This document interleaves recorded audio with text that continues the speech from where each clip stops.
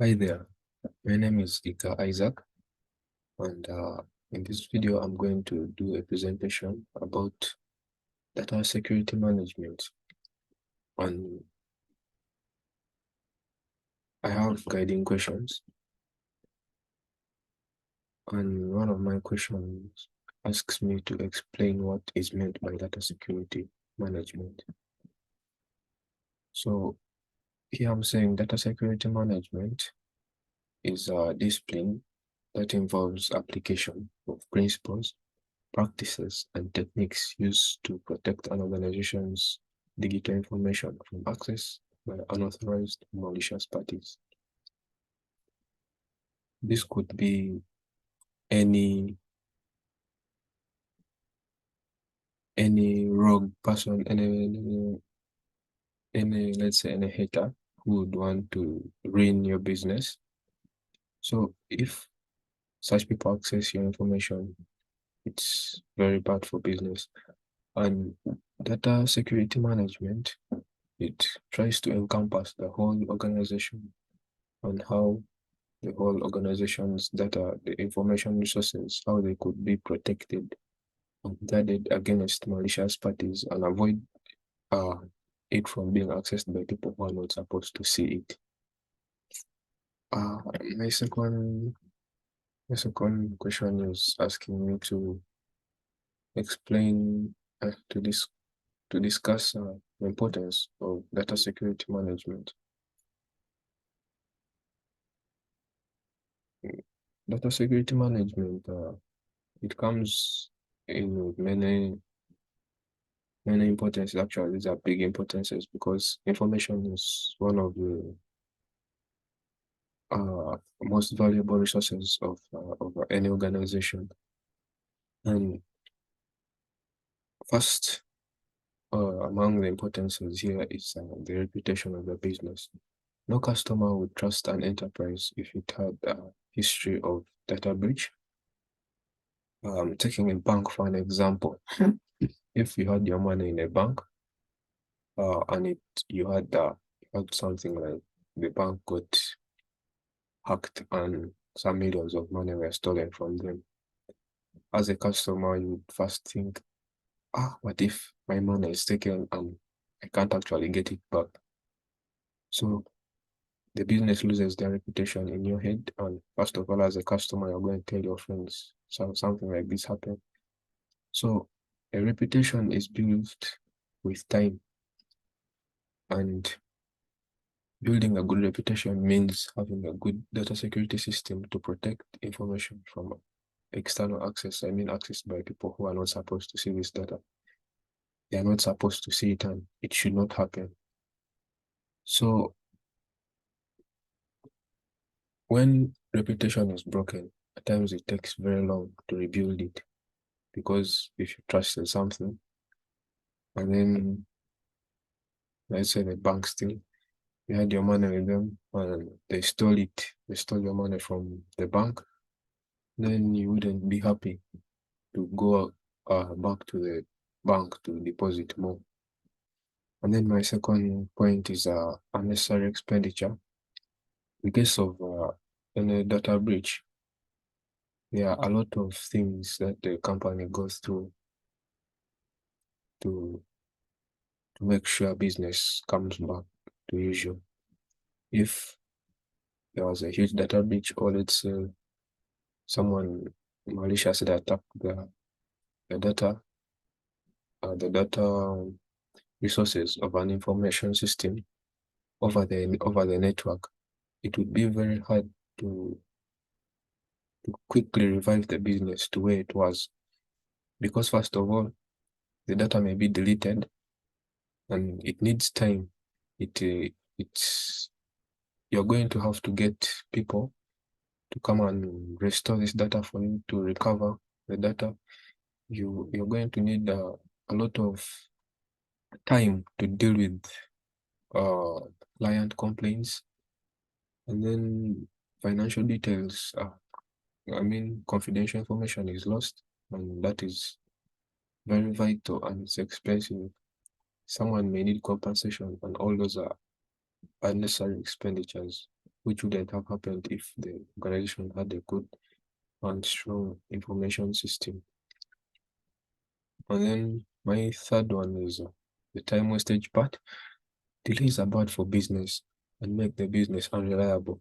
During the aftermath of a data breach, additional activities come up, including dealing with enormous complaints from customers, auditing of the damage caused, and in case any data is destroyed, time will be consumed in recovering and trying to debug or eliminate the vulnerabilities. So if an organization's data reservoirs are broken into and manipulated maliciously, it will take a lot of time for them to revive the business, to bring it back to where it was before. And this time wastage isn't good for business, and all that is unreliable, because if I come today and you tell me the system is down, then yet I wanted to use I'm a customer and I wanted to use my information, and you tell me the system is down. That brings about unreliability. I wouldn't come back to your business the next time. And then they're asking about basic data security principles. The first is confidentiality. Confidentiality means that the information is only being seen or used by people who are authorized to see it. If something confidential means it's something, it is supposed to be private, something like that. So business secrets are confidential information. So data security says that business secrets and some client information, their names, their addresses, that is all confidential information. Business security, one of the principles is that of confidentiality, and you are supposed to keep it. Make sure that only people who are authorized to see the data get access to it. And then we talk about integrity, which guarantees the accuracy of the data and protects it against modification. If A happened, A should be recorded in the database, and in future, if someone wants to refer to it, they should find A as it was. That is accuracy. And with that, the data in the databases are more reliable, and when someone uses it for decision making, they are going to be more accurate because they're using accurate data with integrity. And then availability. Availability comes in handy, seeing to it that the information or the data is there the time you need it. If I'm an employee and I want to work maybe from home, can I access that data? Yes, online, over a network. I have to get access to my data anytime I need it. And remember, it's supposed to be only authorized people, not anyone who can access that data. And then my next part is about technical threats to data security. What threats our information systems face daily? One of my first is the inside threat. There must be an inside man, of course, sometimes. Our company's own employees are one of the biggest threats to its data. We see that when employees get a little careless with data, it can be very costly. Let's say an employee used this a simple password, or they lost their phone, which has access to the information database, or an employee who has malicious intentions, or someone who is he has their own goals and he wants to gain maybe by selling the organization secrets and what. So that is a threat to security of our information system of the organization. So the insider is a threat. And in an organization, if you have an insider, then it's not good for business. Then there's the denial of service attack. Here, compromised machines are used to attack a target, such as a server, website, or other network services. In an attack of denial of service, the attacker mostly swarms the network. If it is a network, they would flood it with a lot of unnecessary packets of data.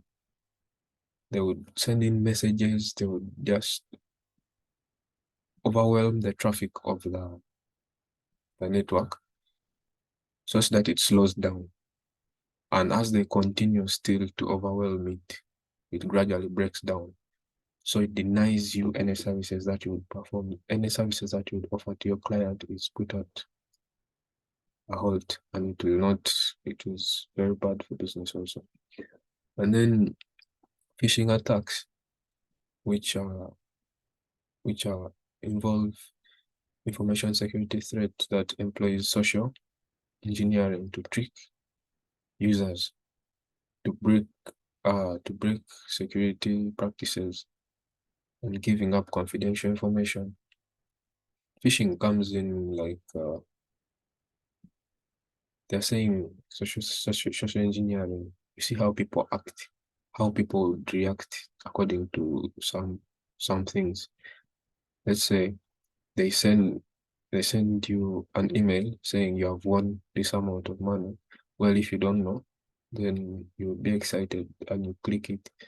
And when you click something from a hacker, most times they have automated how do I say automated processes that run in the background without you seeing. And with this, they can be able to access your confidential information. And then ransomware attack, where an organization's computers are locked. This could come in like the hacker. They would use an email, let's say, to to send to send you a bug, like a link, which helps them get access to your computer. So when they get access to your computer, they lock it, and then you have to pay them ransom. You have to pay them some amount of money before they can unlock it. Most times it is encryption. They just encrypt your data and they ask you to pay the amount of money. If you don't, they will delete your data or anything like that. Until you pay, that's when they will unlock your data. And then non-existent or weak security architecture. This one is when an information system has weak security. Let's say some organizations do not have reliable security architecture in place, leaving their network vulnerable to exploitation and the loss of personally identifiable information. So if the organization has a weak security system, let's say you don't have firewalls installed, you don't have antiviruses installed on users' computers, it will be easier for a hacker to get access into the computer systems of the organization. Then outdated architecture.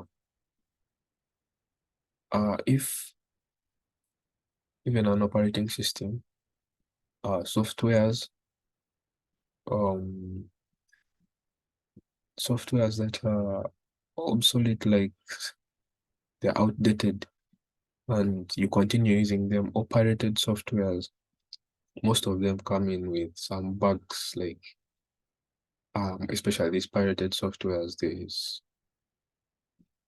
code that is put in them such that when you install it and you're using the software, there is that background activity the code does. And as a manager, as a information security manager in an organization, you should fight hard to avoid that pirated software are used, and unauthorized third-party software should also be discouraged. And then all systems should be updated. Most updates come with fixes for bugs. They come with solutions to problems which were in the previous versions of the software. So when you install the updated versions, at times the problems of the bugs and viruses solved automatically. And then there's vandalism. Vandalism is where the organization architecture is deliberately damaged. This is damaging of physical architecture. Let's say an organization, a leather enterprise doing shoes, has a strong competitor. So people can get malicious to an extent that they take up, let's say, a bat and come and break your windows, they come and break your machines. Well, it happens. So that is another threat to the information system. If they come and break all your resources, I mean the physical architecture, it would be hard to, because if the systems are broken and they can't work, then that means work is going to be put on hold. So that is another threat to the information system. Then there are botnets. These are networks of hijacked computer devices used to carry out various scam and cyber attacks. Botnet comes from actually a robot and network. So hackers sit down and they program these botnets to work in an automated manner, that if you have a weak system and they actually get access, or they get into contact with your PC or with the organization's computers, they can do a lot of malicious damage in the system, which is automated. And some of these botnets are actually programmed to steal information or do any other thing the malicious software do. And then viruses and worms, these are self-replicating malicious software that can eat up important files and spread to other computers. Viruses are one of the easiest ways hackers can, malicious persons can be able to damage or to cause damage to computer system. Like they can send you an email or a message which has a virus, and when you click, like there are processes which could be to there are viruses that can be dormant until you perform a certain set of actions on the PC, which will activate it. And then they self-replicate and also try to slow down the PC. And if this happens to an organization, there are some viruses that can delete information, that can damage information, alter information to a way that you can't get use of it. So viruses and worms are also another threat to the information system. And then here is how we can overcome some of these threats, keeping the operating system and various software up to date by installing necessary security patches. Talked about it in a few. If you keep the software up to date, there is no way you're going to get attacked by the threats that we talked about earlier. Then organizing trainings to educate users, company, employees, and superiors. So as a data security personnel, the man the management of information in the organization is a role that is supposed to be worked upon by the whole organization. So as the lead in the management of the information system, you have to educate the employees on how to manage what are you supposed to do, what are you not supposed to do. If you see a link like this, you're not supposed to click on it. If you see something like this, it is not, this is what is right, and that's, yeah, you're supposed to train them. That's how to make sure they don't get caught up into attacks. Then installing a strong firewall. A firewall helps to guide the organization's traffic against malicious attacks from hackers over the network. Then installing antivirus and anti-malware software on network devices. Yeah, the antiviruses and anti-malware software help in fighting the viruses and the worms. Then I would advise employees to desist from using simple passwords and PIN codes. Employees are in an organization. You as the data security manager, you're supposed to advise them to use stronger PIN codes. Actually, you can implement it in the system, the security system, in a way that the passwords are supposed to be stronger, not something that can be guessed by anyone on the network. And then implementing a strong bring your own device policy for the business. And then as you implement this, you should try to make the employees know how they can use the information, how, when, and who can actually access this information. And then physically installing security measures such as CCTV cameras, alarm systems, and watchman to monitor infrastructure to prevent vandalism. And then there's backups and recovery. So if you back up the data, there's a possibility that in case of damage or an attack, maybe a denial of service, you could have another repository of the data you had, and you can roll back to it, and it's easy to continue with your business. Yeah, thank you. And that's where I stop.